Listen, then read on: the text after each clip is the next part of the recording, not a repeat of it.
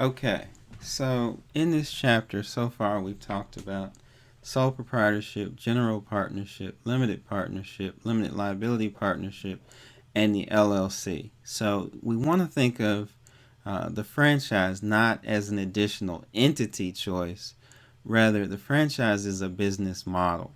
All right.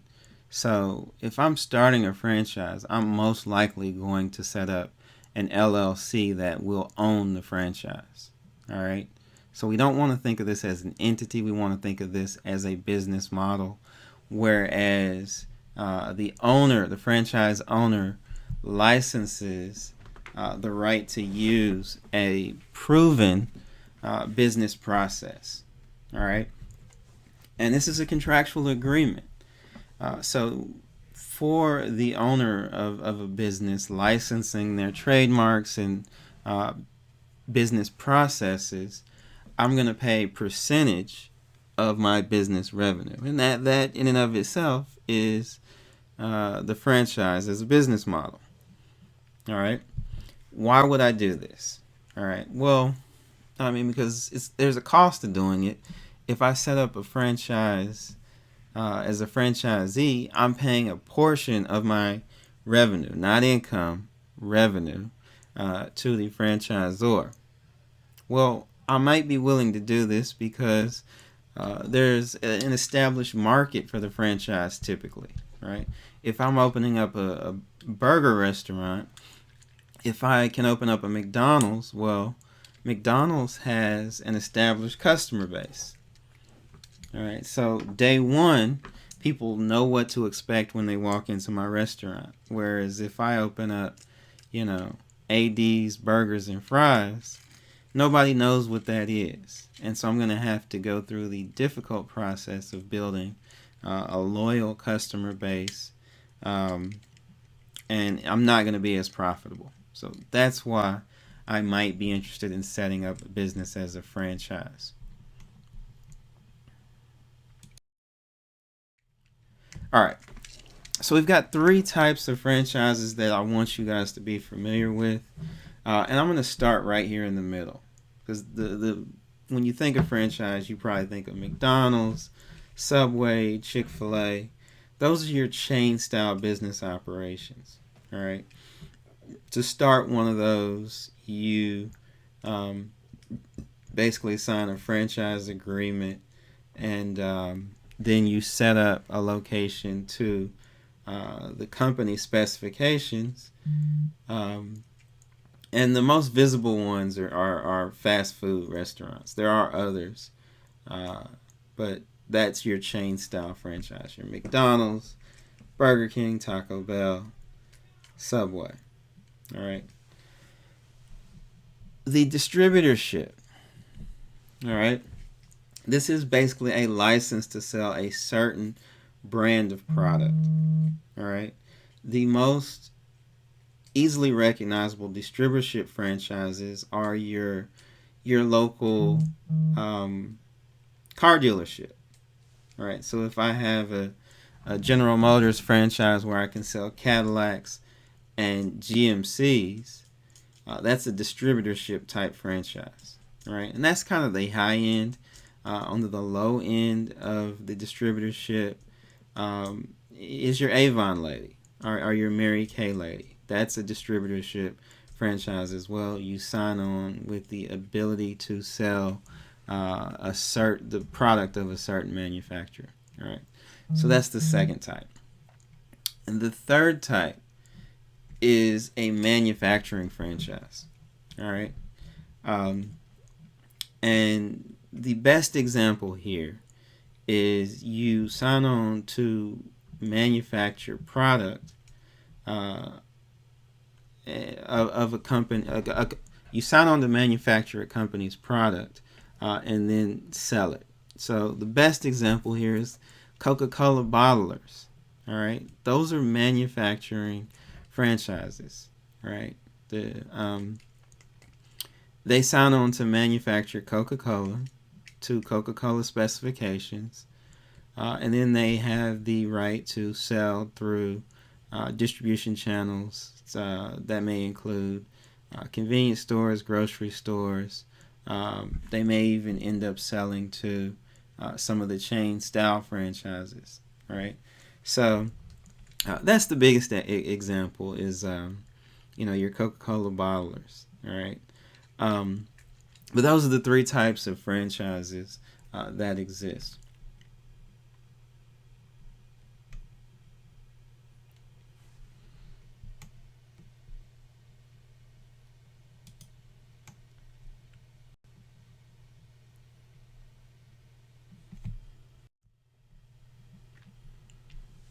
Okay. Um, so there is federal law addressing the process to start a franchise. All right. But most law is contract law. So think what we studied in chapters 10 and 11. Right. That is what primarily governs the agreements between franchisors and franchisees. All right. Um, and the franchise agreement is the name of the contract between the franchisor and the franchisee. All right. Now, every franchise has what's called a disclosure document, and these are freely available. So you can find these on the internet, or sometimes you have to request them if you're interested in opening a franchise. If we were in class, I actually have several in my office. I usually bring Subways, and it's pretty thick. There's a lot in it. And it details the agreement between franchisor and franchisee.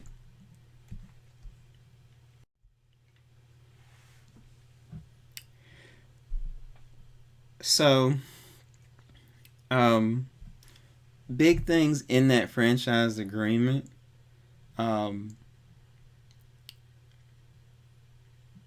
Oftentimes, particularly at a fast food restaurant, you'll notice that they have a particular point of sale system. And oftentimes that's stipulated in the franchise agreement because keep in mind, the franchise or the owner of the actual business, the owner of the business model, I should say, is motivated to collect a percentage of sales. And the franchisee might be motivated to understate sales since the royalty payment is based on sales. So oftentimes there's a stipulated point of sale system that the franchisor trusts to keep accurate records. All right. Payment. Sometimes payment methods are more onerous than others. For instance, it's often required as a bank draft, which means that the franchisor has access to the franchisee's bank account and will take their franchise fee on a monthly basis. All right. Many franchisors do own the property and then lease it back to the franchisee. Chick-fil-A does it this way. They actually own the location and then lease the land to the franchisee. Some McDonald's are set up this way. And when you sign a franchise agreement, what you're being guaranteed is location, which means that the franchisor cannot just open another location right next to your location. That's for most chain style franchises. The obvious exception is Subway. Subway does not guarantee location.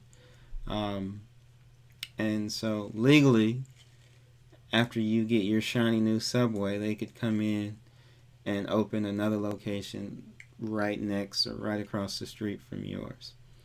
All right. Quality control. So if I'm a restaurateur and I'm a chef, I like to cook, and I open a franchise, and let's call it Subway, right? And let's say, Subway has their established menu. They want it consistent from location to location. All right. So that means I'm giving up control. If I make an awesome fried bologna sandwich, well, that's great, but I can't sell that in my Subway because that's not on Subway's menu. That's part of quality control. The other part is surprise inspections. Franchises are graded for their service and performance and adherence to the standard. And poor performing franchises can be shut down. All right, that usually leads to litigation, and because that's termination of the franchise. All right, and this does happen more than you might expect. This is a bad day for the franchisee when the franchisor comes and says we're terminating your franchise agreement. Dunkin' Donuts has done this for poor performing locations. Chick-fil-A has done this in the past. There was a store in Texas that was shut down in the 90s. It was a while ago. For opening on Sunday, right? If you're familiar with Chick-fil-A, you know they do not open on Sundays, and doing so is grounds for immediate termination of the franchise agreement. Okay, so that's the basics of the franchise as a business model.